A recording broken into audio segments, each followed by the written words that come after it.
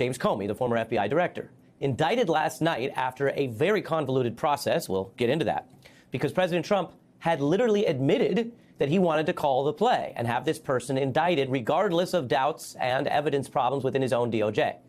Comey is now speaking out. When this news first broke about this within this hour last night, about 24 hours ago, we had just gotten the indictment, just gotten that news. We now have a statement from James Comey, which denies any wrongdoing. That indictment you see here is short in substance, in literal length, about a page and a half.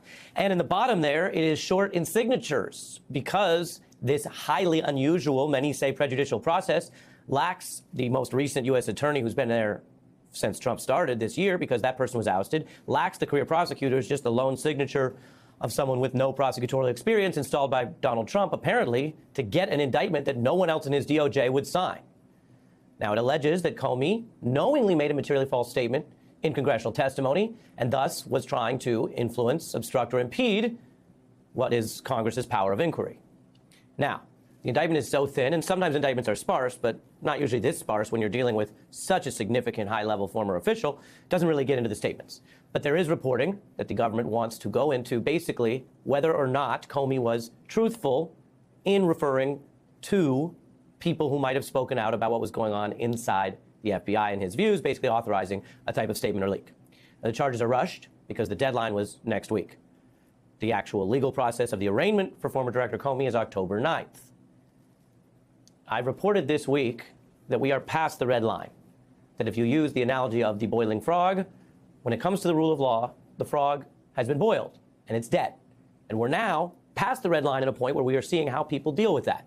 In the matter of unconstitutional attacks on free speech, we saw how big, powerful, rich executives might fold and then backtrack. We saw that this week. In the matter of the rule of law, we've seen how law firms and other individuals who literally take an oath, they're not just tax-paying citizens, they're members of the bar, how they have dealt with these efforts by Donald Trump to abuse power, to use the federal government to deny people legal services or make it harder, with what are probably, some courts say, likely unconstitutional efforts to kneecap law firms based on their First Amendment and other legal rights who they associate with or represent. Trump's brazen efforts to do this have come with confessions in public. And in our strange time, our rapidly shifting media ecosystem, some people say, well, how bad can it be if he's saying it in public? But again, he has admitted to many things in public that he just wants you to accept. Whether or not a judge or jury ultimately accepts this case is one test. But it's not the only one, because there is a wider effort to abuse government power to not only go after people who have taken great risks or done public service or used their First Amendment rights to speak out against him. That is an issue that unites Jimmy Kimmel and James Comey this week in different ways, but government efforts to target that. Donald Trump doesn't deny that. They didn't deny that they were targeting Kimmel for what he said, and they don't deny they're targeting Comey for his, what they view as opposition to Trump, which is allowed in this country. You still are allowed to serve in the government and then criticize the government, or be a citizen and criticize the government. So there are big concerns here about the DOJ's independence. Trump vowing more. Now that James Comey has been indicted, who is the next person on your list in this retribution? It's not a list, but I think there'll be others. I mean, they're corrupt. There'll be others. Look, that's my opinion. There'll be others, and that is his opinion. The opinion of a politician has always been, and the law governs this, different than whether there are facts to bring a case, probable cause to open an investigation, guilt beyond a reasonable doubt to convict someone, and prosecutors who take those standards seriously and don't just accept the calls, even from important politicians.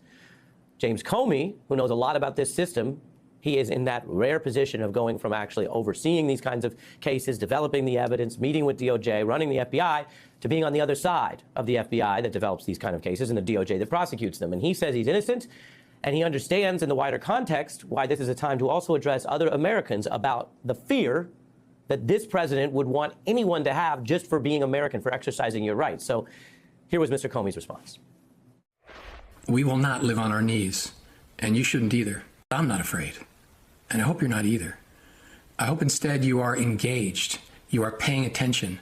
My heart is broken for the Department of Justice, but I have great confidence in the federal judicial system, and I'm innocent. So let's have a trial and keep the faith.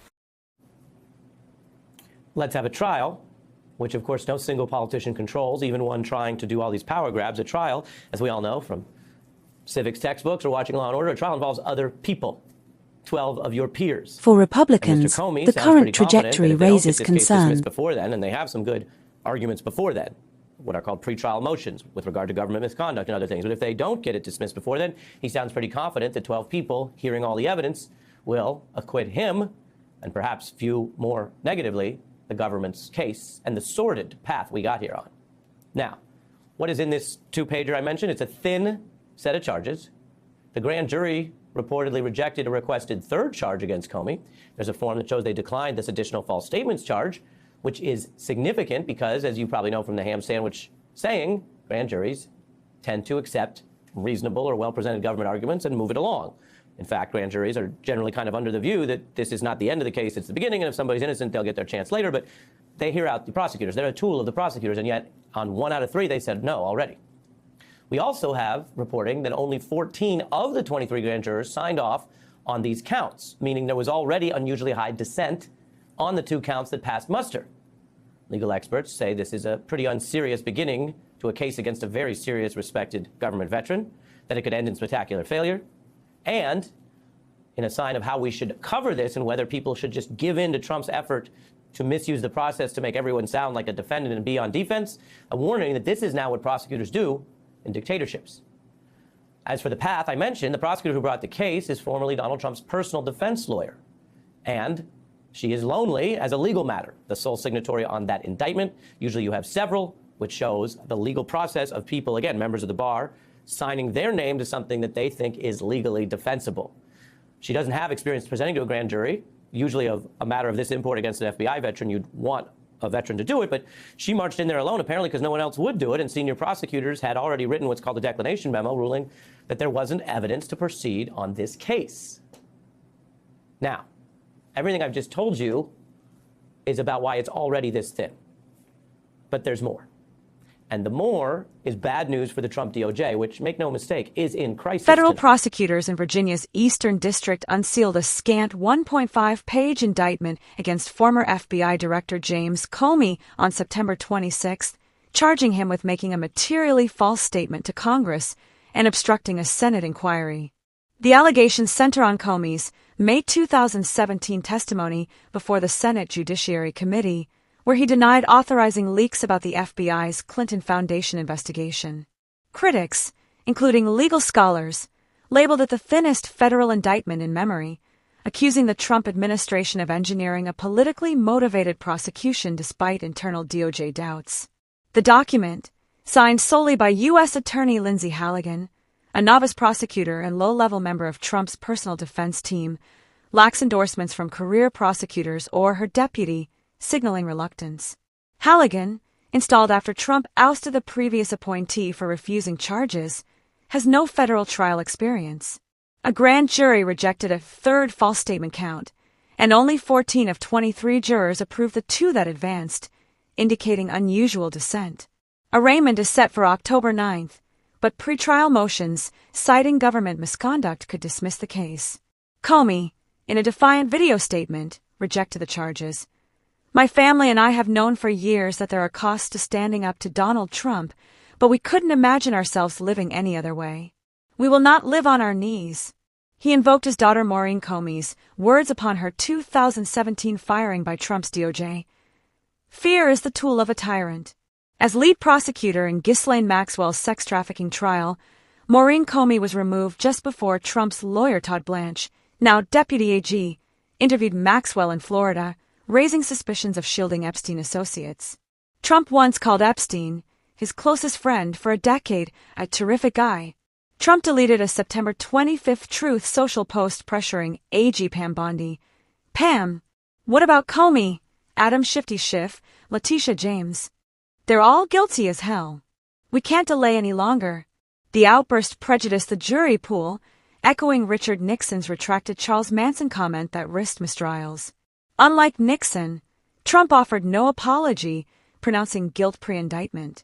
A 2019 DOJ Inspector General report undermines the case, clearing Comey and faulting McCabe for lacking candor. It confirmed McCabe authorized leaks to the Wall Street Journal, but misled Comey and investigators about it. Prosecutors likely withheld the full report from the grand jury, as jurors reading it would acquit, experts say. To convict, the government must prove Comey's corrupt intent beyond reasonable doubt, a rare bar met in about 1 case per decade. The indictment fits Trump's broader retribution campaign. A chart of targets includes dismissed cases against NYC Mayor Eric Adams, ongoing probes of John Bolton, and pursuits of Schiff and James. Bondi, facing MAGA backlash from Laura Loomer, delayed action until Trump's ultimatum.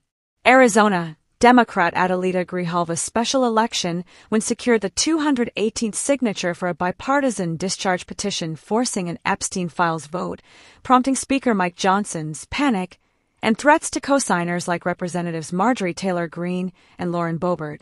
Trump's deranged UN speech drew global mockery. The Daily Mirror called him the world's most powerful man-baby. Rants on escalators and teleprompters deemed sabotage by Fox News. With one host joking about bombing the UN, unpunished by Rupert Murdoch, it highlights double standards. Trump's FCC targeted Jimmy Kimmel for satire, but Kimmel's return September 26 drew 6.2 million viewers, a ratings triumph. Trump canceled budget talks with Chuck Schumer and Hakeem Jeffries, citing transgender operations for everybody, dead people on Medicaid, and Democrats want ING crime. Unprecedented smears. With shutdown looming September 30th, the meeting aimed to extend Obamacare subsidies amid premium spikes. Trump's violations of congressional appropriations underscore negotiation futility with a leader unbound by norms. This saga tests the rule of law.